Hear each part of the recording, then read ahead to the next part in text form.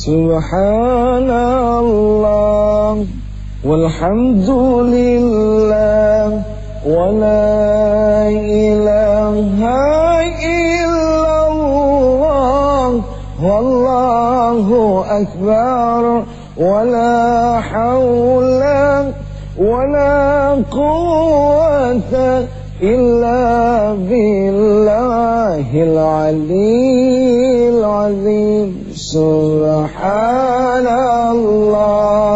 walhamdulillah wa la ilaha illallah wallahu akbar wa la hawla wa la quwwata illa billahil aliyyil azim. Subhanallah walhamdulillah wa la ilaha illallah wallahu akbar wa la hawla wa la quwwata illa billahil aliyyil azim. Assalamualaikum warahmatullahi wabarakatuh. Waalaikumsalam warahmatullahi wabarakatuh. Alhamdulillah, thumma alhamdulillah, ba'da alhamdulillah. Wassalatu wassalamu ala Rasulillah Muhammad ibn Abdillah wa ala alihi wa sahbihi wa wala amma ba'd. Jangan lupa untuk senantiasa memuji Allah dengan puji-pujian yang banyak. Minimal setiap melihat sesuatu yang nampak cantik, elok. Kalau cakap elok macam orang Melayu. Pohara. Manohara, pohara. Itu pohara mah terlalu.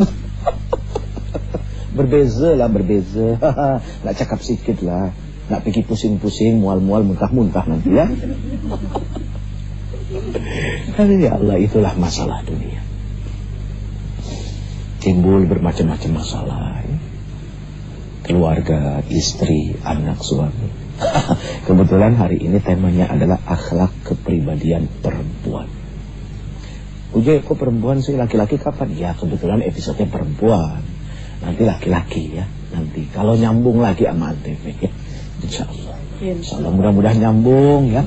Sampai akhir hayat insyaAllah.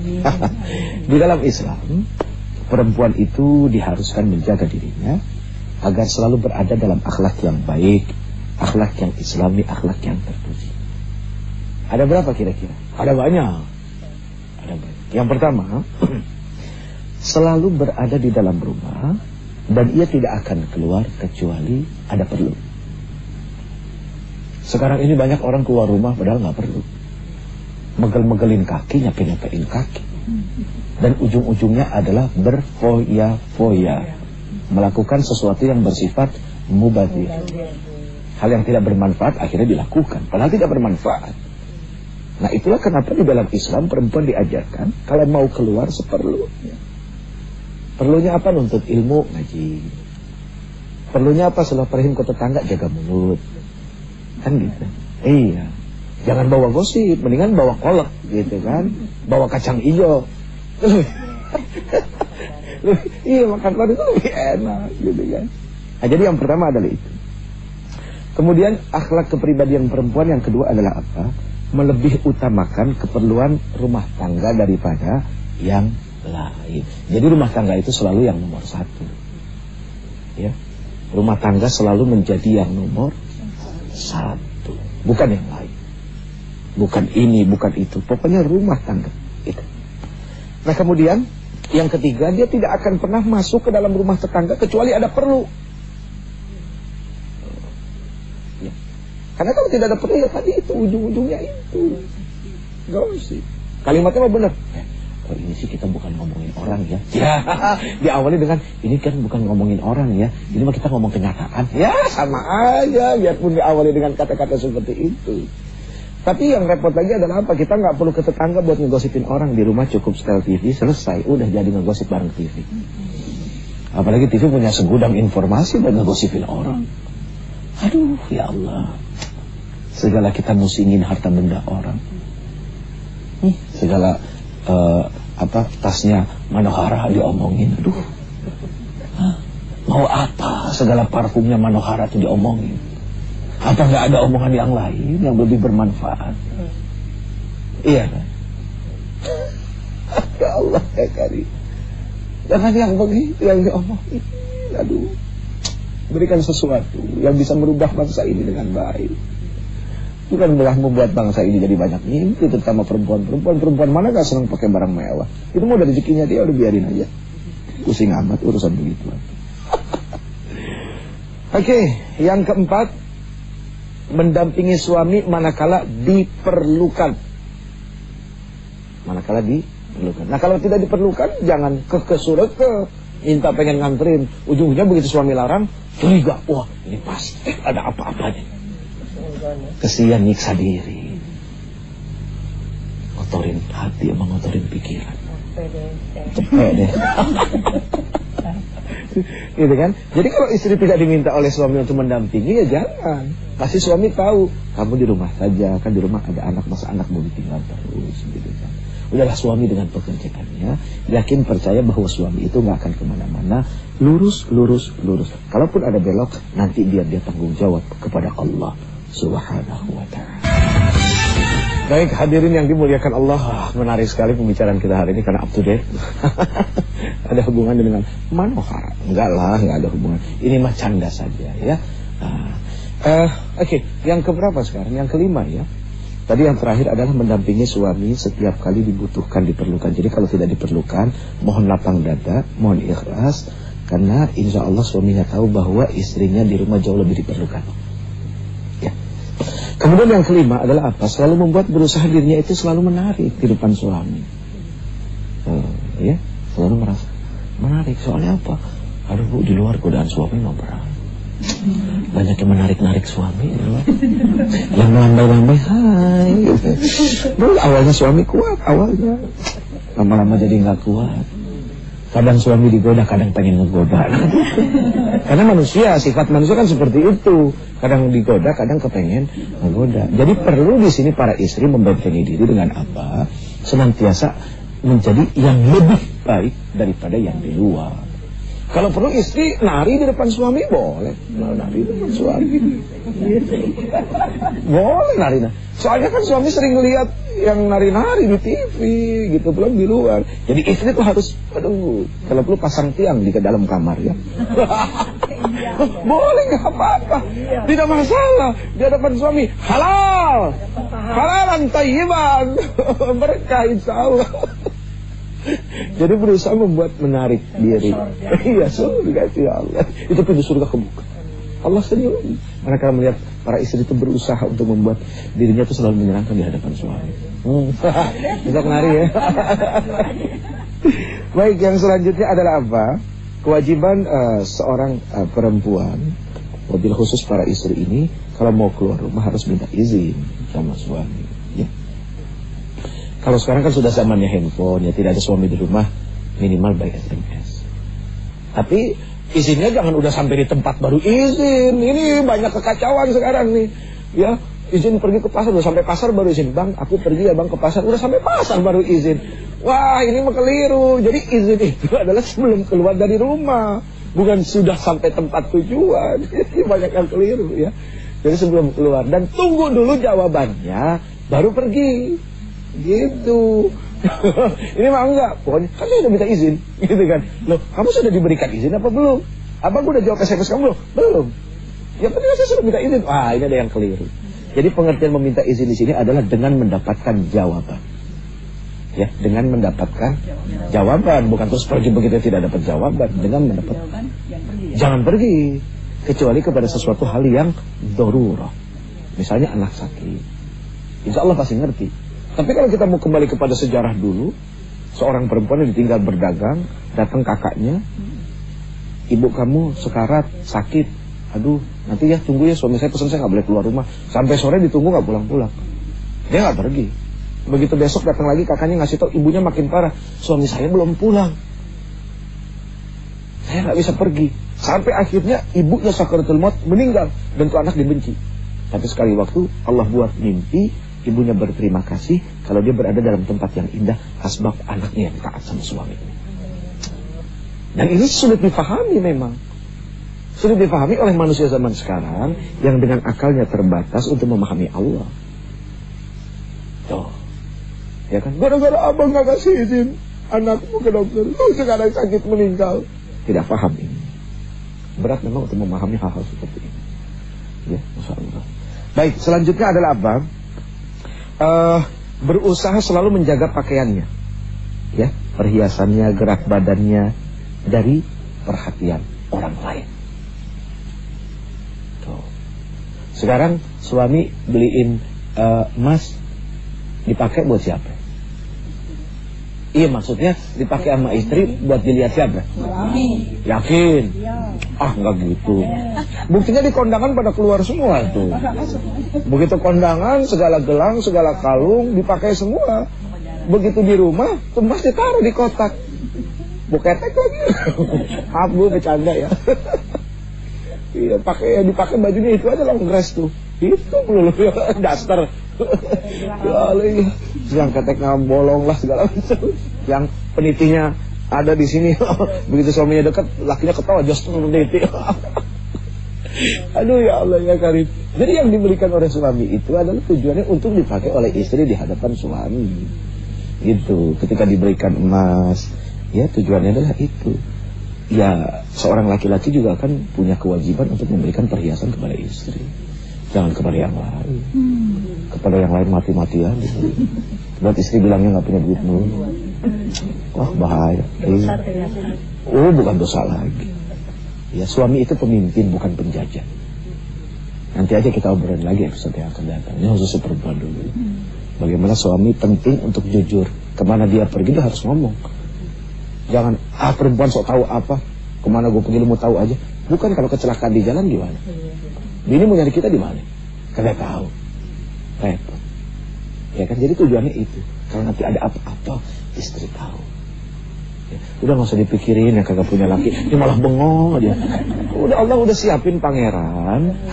Ya nggak usah khawatir kalau lagi siapin. Tenang aja ya. Kita terusin. Seorang perempuan wanita solehah, seorang istri itu diwajibkan memalingkan pandangannya dalam perjalanan dari pandangan-pandangan jelek dan yang diharamkan Allah. Kemudian dia memiliki kewajiban selalu memperbanyak ibadah, zikir.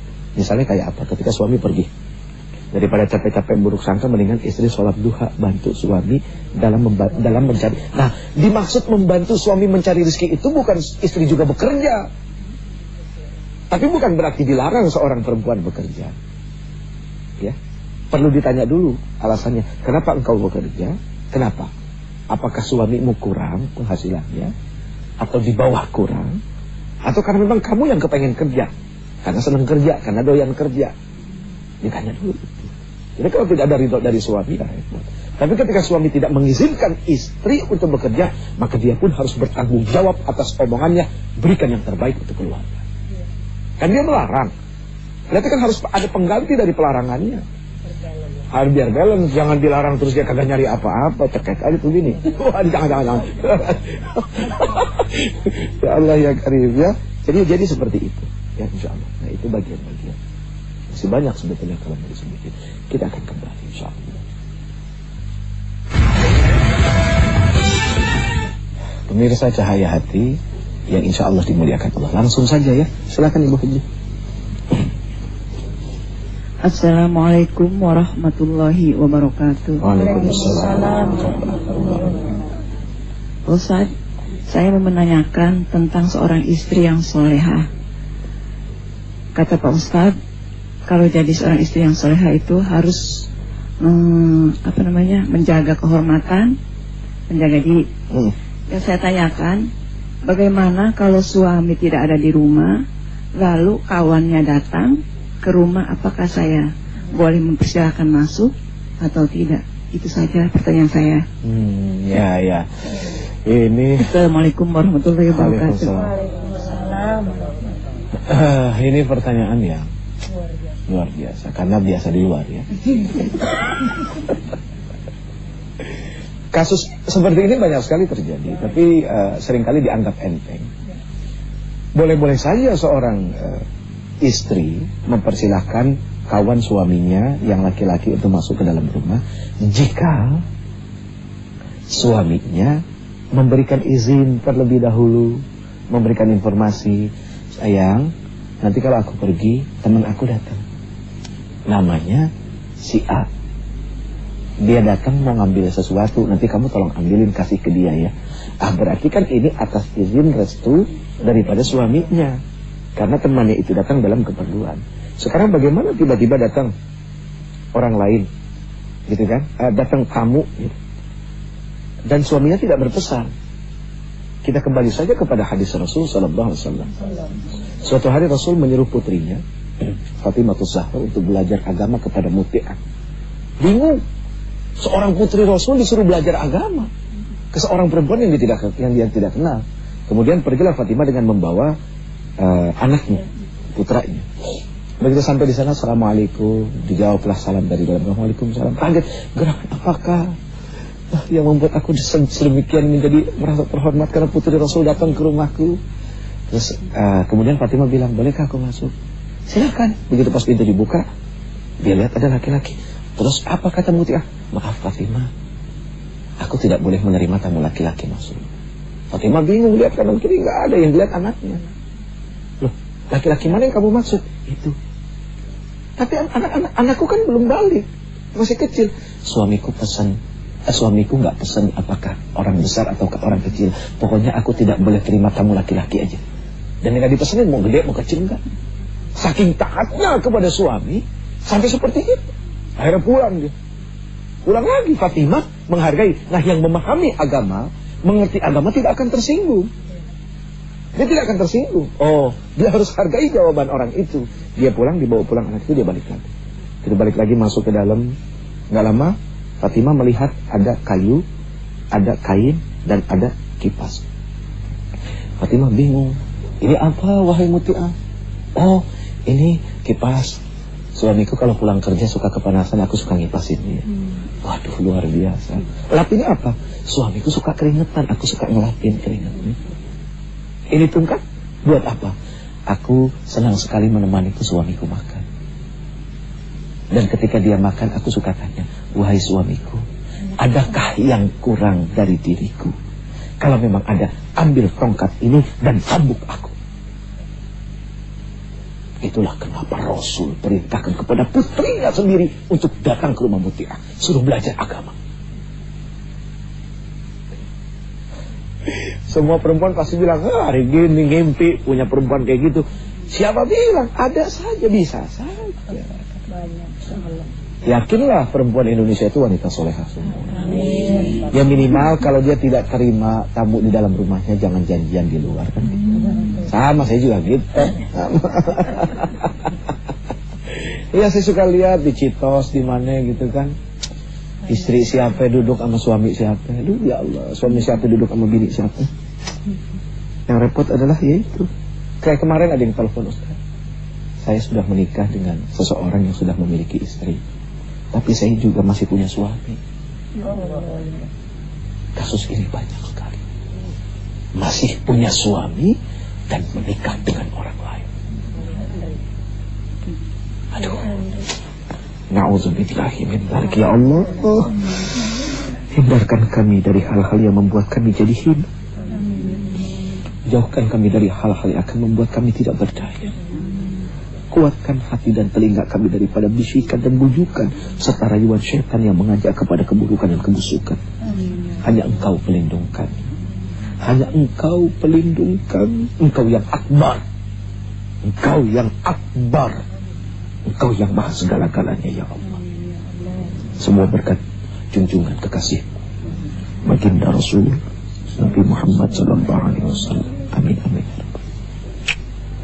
Mohon maaf lahir batin. Mudah-mudahan segala kekurangan ini dimaafkan. Assalamualaikum warahmatullahi wabarakatuh. Waalaikumsalam warahmatullahi wabarakatuh.